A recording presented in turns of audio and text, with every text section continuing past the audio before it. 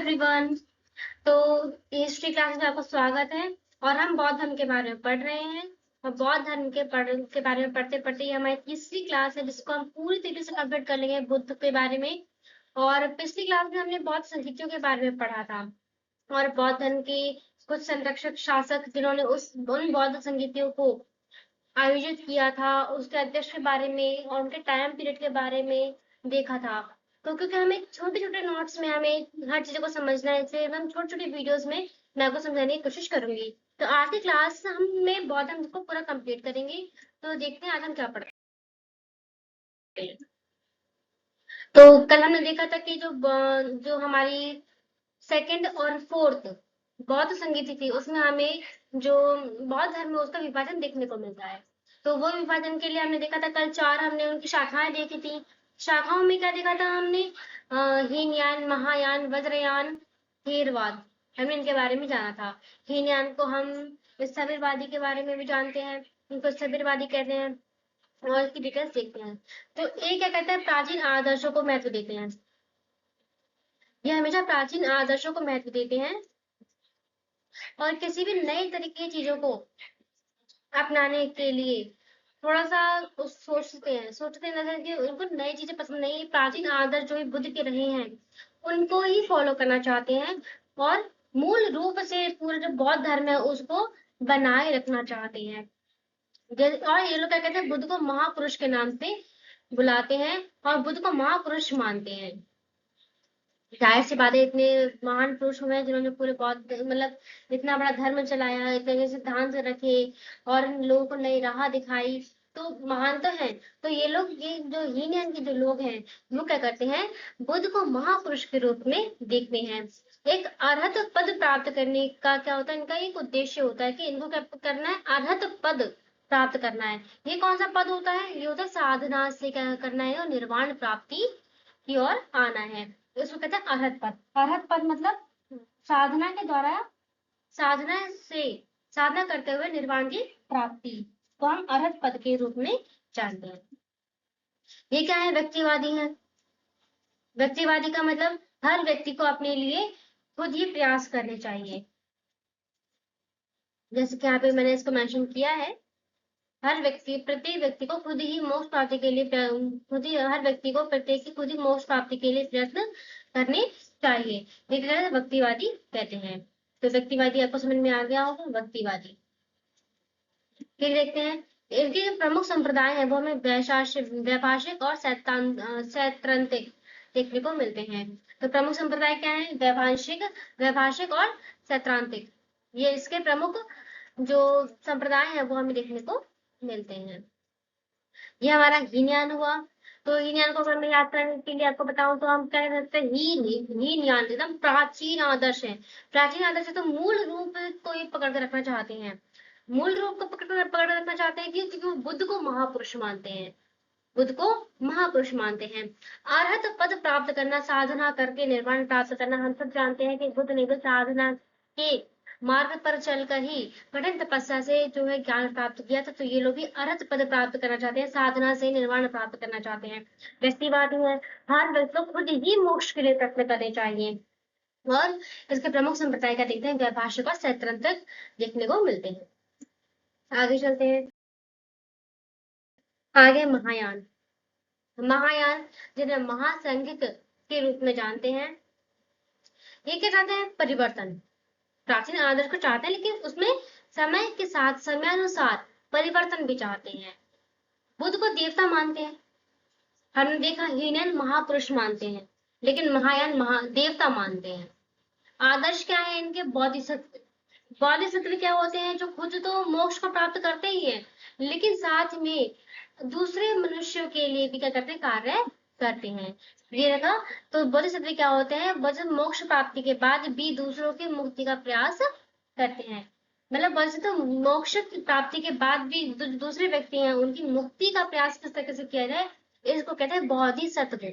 तो महायान के लोग बोधिसत्व को मानते हैं। हमने देखा हीनयान क्या कहते हैं? व्यक्तिवादी हैं। हीनयान व्यक्तिवादी है। वो क्या कहते हैं? हर व्यक्ति खुद काम करेगा, हर व्यक्ति अपने मोक्ष के लिए खुद ही प्रयास करेगा। लेकिन महायान कहते हैं बोधिसत्व है जो दूसरों की मुक्ति का प्रयास करते हैं। इसके तीर्थ हैं। महायान लोग तीर्थों को मानते हैं। तीर्थ क्या है इनके, तो तीर्थ बहुत इंपॉर्टेंट है, ये आपको एकदम ध्यान रखना है। लुम्बिनी, जहाँ बुद्ध का जन्म हुआ। कुशीनगर, जहाँ उनकी मृत्यु हुई। सारनाथ, जहाँ उन्होंने पहला उपदेश दिया। बोध गया, जहाँ उन्हें ज्ञान की प्राप्ति हुई। तो ये चारों जो तीर्थ स्थान है, ये इनका अपना एक महत्व है। हम देखते हैं इनमें पूरे बुद्ध के जो चक्र है, उस जो बुद्ध का जीवन काल है, उसको यहाँ पे दर्शाया गया है। कैसे लुम्बिनी, लुम्बिनी में उनका जन्म हुआ, कुशीनगर में मृत्यु हुई, सारनाथ में उन्होंने प्रथम उपदेश दिया, जैसे हम किसके नाम से जानते हैं, धर्म चक्र प्रवर्तन के नाम से जानते हैं। बोध गया में पीपल के वृक्ष के नीचे निरंजना नदी के तट पर क्या हुआ, इन्हें ज्ञान की प्राप्ति हुई। तो इन सब के बारे में हमने देखा था पिछली क्लास में, इसमें हम इनके बारे में देख चुके हैं। ये बहुत इंपॉर्टेंट स्टेट, शहर, सिटी आप लोग कह सकते हैं। तो महायान के लोग क्या करते हैं, इनको तीर्थों के रूप में पूजते हैं। दो मुख्य भाग है इसके, शून्यवाद या माध्यिका। शून्यवाद को या तो माध्यिका कह सकते हो, और दूसरा है विज्ञानवाद या फिर योगाचार। तो आप इसके दो मुख्य भाग क्या है, शून्यवाद, माध्यमिका, विज्ञानवाद, योगाचार। आगे चलते हैं। आगे हम कुछ बौद्ध साहित्य के बारे में जान लेते हैं कि इंपॉर्टेंट बौद्ध साहित्य कहाँ, बौद्ध साहित्य कौन सा है जिनसे हम बौद्ध धर्म के विषय में जानकारी प्राप्त कर सकते हैं, उसको समझ सकते हैं, उसका अध्ययन कर सकते हैं। पहला त्रिपिटक। त्रिपिटक क्या है, मैंने आपको पिछले क्लास में बताया था त्रिपिटक कौन है।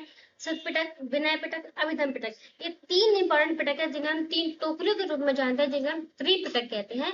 ये पाली भाषा में संकलित किए गए हैं। फिर है मिलिंद पन्हु। मिलिंद पन्हु क्या है, यूनानी शासक का बौद्ध भिक्षु नागसेन के साथ संवाद हमें देखने को मिलता है। ये यूनानी शासक है। जब ये भारत में आते हैं, जब ये आते हैं कुछ समय के लिए रुकते हैं, तब क्या होता है, एक बौद्ध भिक्षु नागसेन क्या होते हैं, इनसे मिलते हैं। जब इनसे मिलते हैं तो उनका एक संवाद होता है जो काफी ज्यादा इंपॉर्टेंट है। इसको पूरे मिलिंद पन्हु में संकलित किया गया है। दीप वंश, सिंघल द्वीप। सिंघल द्वीप आप जानते हैं श्रीलंका को कहते हैं। तो सिंघल द्वीप श्रीलंका का पहला इतिहास हमें देखने को मिलता है, जो कब लिखा गया, 4 BC में हमें संकलित देखने को मिलता है। तो दीप वंश, सिंघल द्वीप, 4 BC, सिंघल द्वीप का इतिहास जो फर्स्ट टाइम लिखा गया। महावंश, महावंश मगध राजाओं का क्रमबद्ध सूची के साथ उनका पूरा संकलन है। क्रमबद्ध सूची हमें कहां से देखने को मिलती है, 5 AD से लेकर के हमें 6 AD तक देखने को मिलती है। इसकी रचयिता कौन है, मंदत। इसकी रचयिता कौन है, मंदत। महावंश मगध, रचयिता मंदत। इसमें राजाओं का इतिहास कहां से देखने को मिलता है, 5 AD से 6 AD में देखने को मिलता है। फिर क्या, जातक कथाएं, ये बहुत ज्यादा इंपॉर्टेंट है। कई जातक कथाएं हमें देखने को मिलती हैं जो बुद्ध के पूर्व जन्मों की ही कहानियां हैं। हमें ऐसा लगता है कि 550 जो है बुद्ध ने जन्म लिए थे, तो उनकी जो पूरी कहानियां हैं उनको जातक कथाएं कहते हैं, और इनको भी अच्छी तरीके से संकलित किया गया, जिन जातक कथाएं कहते हैं। फिर हमें कुछ निकाय देखने को मिलते हैं, ये मोस्ट इंपॉर्टेंट है। दिग्ग निकाय, दिग्ग निकाय क्या है, 5 निकाय में पहला निकाय हमें दिग्ग निकाय देखने को मिलता है। मध्यम निकाय 152 सूत्रों का संग्रह हमें देखने को मिलता है। संयुक्त निकाय 56 सूत्र का संग्रह हमें देखने को मिलता है। अंगुत्तर निकाय बौद्ध धर्म ग्रंथों का संग्रह हमें देखने को मिलता है। अंगुत्तर निकाय में क्या, पूरे बौद्ध जो धर्म ग्रंथ हैं उन्हीं को उनका पूरा संग्रह करके रखा गया। अंगुत्तर निकाय संग्रह करके रखा गया है। चौथा खुद्दक निकाय, खुद्दक निकाय में क्या, विभिन्न पात्रों की जो रचनाएं हैं उनको शामिल किया गया है। जैसे कि बुद्ध के शिष्य आनंद हुए, उन्होंने कुछ रचना लिखी होगी, काफी और भी पीढ़ी से पीढ़ी कई सारे उनके शिष्य हुए होंगे जो कई सारे बौद्ध गुरु बन के उभरे होंगे, उनकी जो रचनाएं होंगी, इन सबको खुद्दक निकाय में क्या है, संकलित किया गया है। आगे चलते हैं।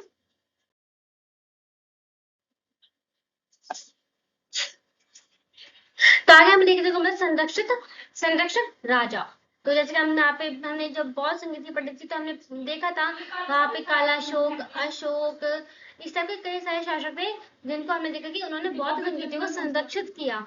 उनको जब वो हुई तो उनको मतलब संरक्षण दिया, उनको रहने के मतलब करने के लिए स्थान दिया और उनको देखा। तो पहले शासक हमें कौन देते, बिंबिसार। हमने देखा बिंबिसार ने बौद्ध महात्मा बुद्ध को वेद विहार भी दान में दिया था।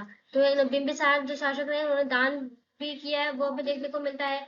अजात शत्रु शासक रहे हैं। अशोक ने तो पूरी बौद्ध संगीत जो हमारी दूसरी बौद्ध संगीत है जो 250 BC में हुई थी, उसको उसके संरक्षक शासक के रूप में हम अशोक को जानते हैं। मिलिंद, हमने देखा मिलिंद का नागसेन के साथ क्या संवाद हुआ है। मिलिंद क्या है, यूनानी शासक है, इसलिए वो संरक्षक भी दे है। कनिष्क, हमने देखा कनिष्क क्या थे, जो हमें फोर्थ बौद्ध संगीति हुई थी 72 एडी में हुई थी, उसके संरक्षक शासक थे कनिष्क। और राजा हर्षवर्धन में हमें क्या देखते हैं, बौद्ध धर्म के संरक्षक राजा देखने को मिलते हैं।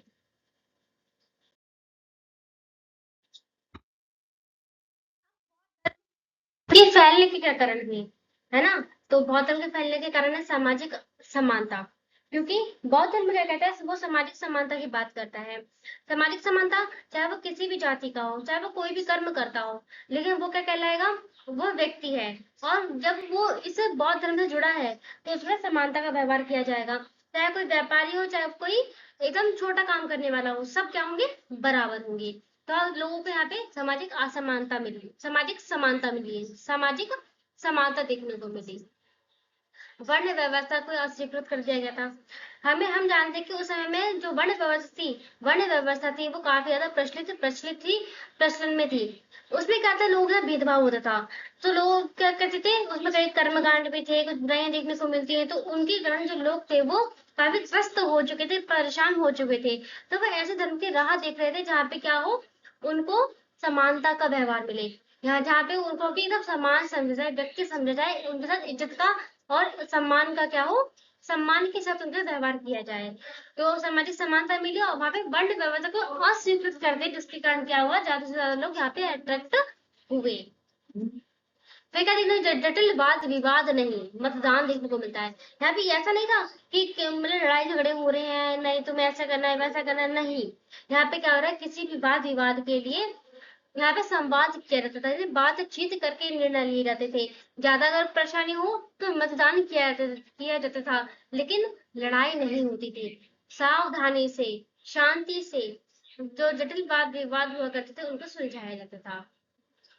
और पाली भाषा और लचीलापन हमें देखने को मिलता है। पाली भाषा का यहाँ पे इस्तेमाल देखने को मिलता है। पाली भाषा आम लोगों की भाषा है, तो उसका इस्तेमाल हमें देखने को मिलता है। इससे भी लोग अट्रैक्ट हुए, क्योंकि वो लोग पाली भाषा में ही बात करते थे और पाली भाषा में इनकी क्या थी, इनकी शिक्षाएं थी, तो लोग समझने में आसानी हुई। जब लोग उस चीज को समझ पाए तो वह उससे जुड़ पाए। लचीलापन देखने को मिलता है। लचीलापन देखने को मिलता है कि लोग किसी भी तरीके से इसमें आ सकते हैं, कभी भी इसमें जुड़ सकते हैं। और फिर क्या, संगीतों का आयोजन हुआ। संगीतों का आयोजन होने से क्या हुआ कि लोगों को पता चला कि जो बौद्ध धर्म है उसके ग्रंथ लिखे गए हैं, उसके मतलब उसका आयोजन हुआ है, कि राजाओं ने उसको संरक्षण दिया है, मतलब एक महान धर्म के रूप में एक प्रसिद्धि हमें देखने को मिलती है। मध्यम मार्ग की बात की गई है, ना तो एकदम एकदम एक्सट्रीम लेवल पे जाकर बात की गई है, ना ही एकदम लो लेवल पे जाकर बात की गई है। मध्यम मार्ग को सुझाया गया है। राज के संरक्षण हमें देखने को मिलता है। हमें अभी पिछले देखा बिंबिसार, अजातशत्रु, मिलिंद, कनिष्क, राजा हर्षवर्धन, इस तरह कितने इंपॉर्टेंट जो बड़े बड़े शासक हुए हैं, उन्होंने इसको संरक्षण दिया। इससे भी क्या हुआ, जनता में इसके प्रति विश्वास हुआ। विश्वास पैदा होने से क्या हुआ, लोग इससे जुड़े। और आज हम बौद्ध धर्म को देखते हैं। आज यहाँ पे हम देखते हैं बौद्ध धर्म के अनुयायियों के दो वर्ग कौन से हैं। तो पहले तो उपासक हैं, जो परिवार में ही रहते हैं और बुद्ध के अनुयायी भी हैं और परिवार में रहकर क्या करते हैं, अपने काम करते हैं। दूसरे कौन है, साधु, भिक्षु, सन्यासी, जिन्होंने ग्रह को त्याग दिया। तो हमने अभी पीछे पढ़ा, पाली भाषा का यूज भी हुआ है और इसमें लचीलापन देखने को मिलता है। एक लचीलेपन की बात ये भी आप यहाँ पे पॉइंट आउट कर सकते हो कि उपासक भी है और भिक्षु भी है। भिक्षु में कौन है, तो भिक्षु में संगठन में इकट्ठा रहते हैं और बुद्ध ने इसको संघ के रूप में मान्यता दी। तो संगठन में इकट्ठा रहते हैं और बुद्ध ने क्या किया, संघ के रूप में इसको मान्यता दी और स्त्रियों को भी संघ में अनुमति मिली।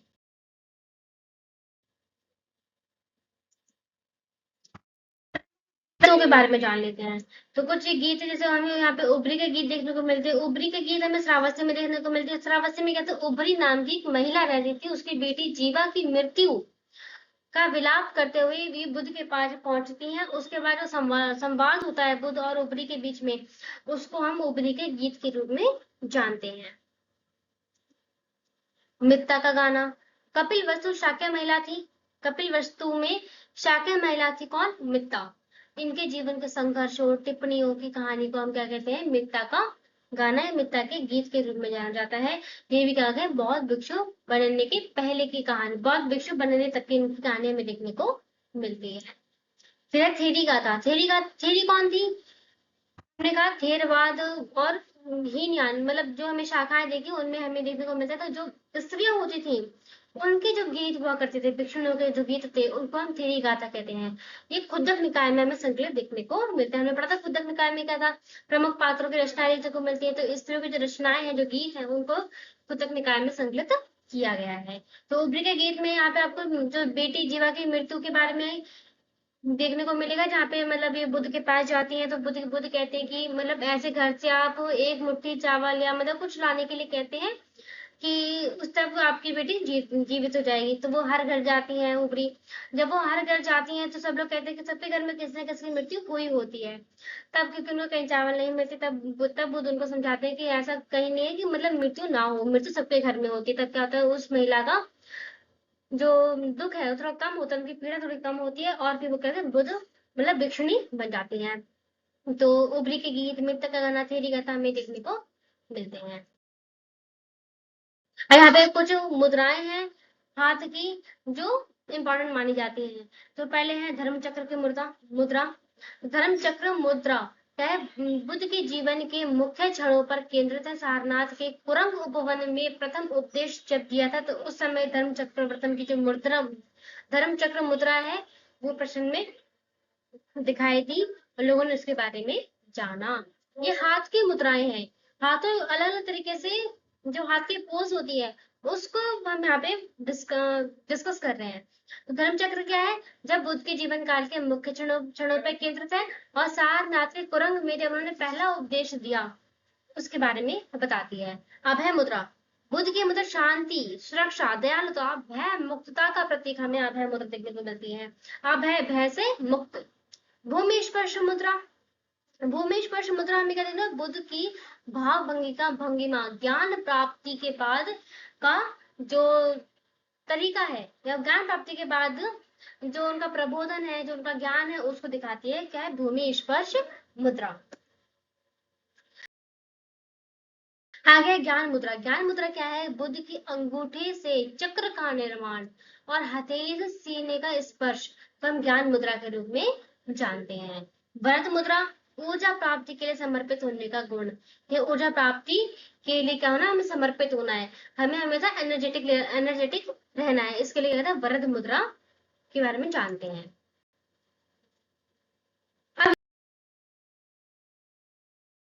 उसके बाद हमारा बुद्ध का जो टॉपिक है वो कंप्लीट होता है। और आपको पूरा देखने के लिए बहुत बहुत धन्यवाद and thank you for attention. तो मिलते हैं नेक्स्ट क्लास में किसी नेक्स्ट इंटरेस्टिंग टॉपिक के साथ। Thank you.